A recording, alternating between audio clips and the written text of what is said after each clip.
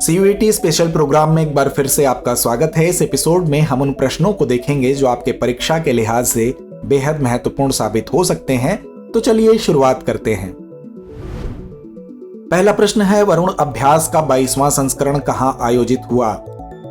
विकल्प ए हिंद महासागर क्षेत्र, विकल्प बी अरब सागर, विकल्प सी भूमध्य सागर या विकल्प डी दक्षिणी चीन सागर। तो इसका सही उत्तर है विकल्प सी भूमध्य सागर। भारत और फ्रांस के बीच द्विपक्षीय नौसैन्य अभ्यास वरुण का 22वां संस्करण भूमध्य सागर में आयोजित हुआ। अगला प्रश्न है, भारत में मल्टी ड्रग रेजिस्टेंस ट्यूबरकुलोसिस यानी एमडीआर टीबी के लिए शुरू की गई नई उपचार पद्धति क्या है? विकल्प ए बीपीएएलएम, विकल्प बी बीपीएएलसी, विकल्प सी टीबीएक्स या विकल्प डी एमडीआर टीबी प्लस। तो इसका सही उत्तर है विकल्प ए बीपीएएलएम। भारत में एमडीआर टीबी के लिए शुरू की गई नई उपचार पद्धति बीपीएएलएम पद्धति है। इस पद्धति में बेडाक्विलाइन, प्रीटोमेनेड, लाइजोलिड और वैकल्पिक रूप से मैक्सीफ्लोक्सासिन का मिश्रण होता है।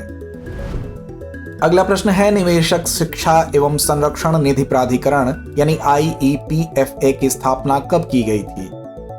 विकल्प ए 7 सितंबर 2014, विकल्प बी 7 सितंबर 2015, विकल्प सी 7 सितंबर 2016 या विकल्प डी 7 सितंबर 2017। तो इसका सही उत्तर है विकल्प सी 7 सितंबर 2016।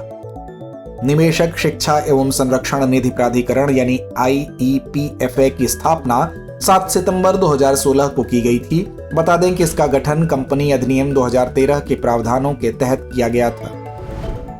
अगला प्रश्न है, कारकुमा अनगमेंसिस नामक पौधे की खोज नागालैंड के किस जिले में की गई थी? विकल्प ए कोहिमा, विकल्प बी फेक, विकल्प सी मोकोकचुंग, विकल्प डी जुन्हेबोटो। इसका सही उत्तर है विकल्प सी मोकोकचुंग। करकुमा उंगमेसिस हल्दी की एक प्रजाति है जो नागालैंड के मोकोकचुंग में खोजी गई है। मोकोकचुंग जिला अपनी समृद्ध जैव विविधता के लिए जाना जाता है और इस नई प्रजाति की खोज इसके पारिस्थितिक महत्व को बढ़ाती है। अगला प्रश्न है, हाल ही में मोदी द्वारा शुरू की गई जल संरक्षण पहल का नाम क्या है? विकल्प ए जल क्रांति अभियान, विकल्प बी जल संचय जन भागीदारी, विकल्प सी अटल भूजल योजना या विकल्प डी जल जीवन मिशन।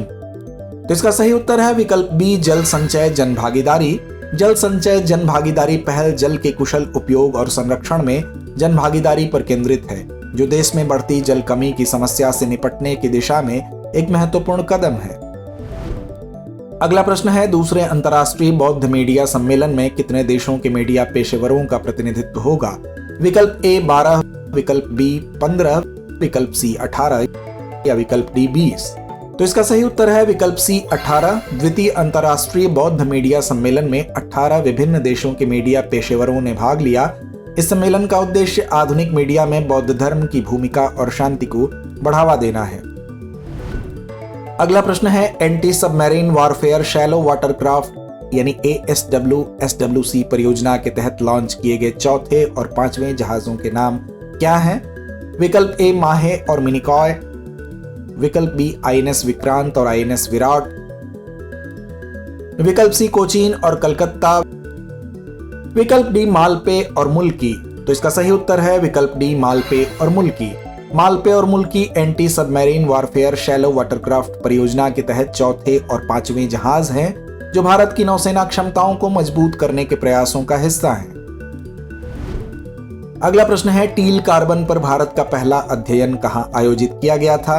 विकल्प ए केवलादेव राष्ट्रीय उद्यान, विकल्प बी सुंदरवन राष्ट्रीय उद्यान, विकल्प सी रणथंबोर राष्ट्रीय उद्यान या विकल्प डी गिर राष्ट्रीय उद्यान।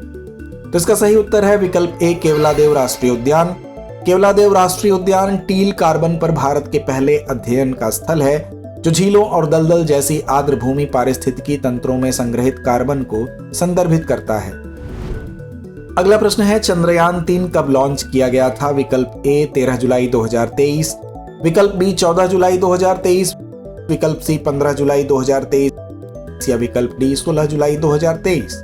तो इसका सही जवाब है विकल्प बी 14 जुलाई 2023। चंद्रयान 3 भारत का तीसरा चंद्र मिशन है तथा चंद्रमा की सतह पर सॉफ्ट लैंडिंग का दूसरा प्रयास है। इसे 14 जुलाई 2023 को लॉन्च किया गया था। सीट शेयर के आधार पर हेलीकॉप्टर द्वारा यात्रियों की यात्रा के लिए कितनी जीएसटी दर की सिफारिश की गई थी? विकल्प ए 18%, विकल्प बी 12%, विकल्प सी 5% या विकल्प डी 28%। तो इसका सही उत्तर है विकल्प सी 5%। जीएसटी परिषद ने हेलीकॉप्टर द्वारा यात्रियों की यात्रा पर सीट शेयर के आधार पर 5% जीएसटी दर की सिफारिश की। इसका उद्देश्य हेलीकॉप्टर परिवहन को अधिक किफायती बनाना और भारत में इसके कर उपचार को नियमित करना है। तो आइए अंत में नोट करते हैं आज का अभ्यास प्रश्न। रॉकेट और अंतरिक्ष यान में हीलियम का उपयोग क्यों किया जाता है?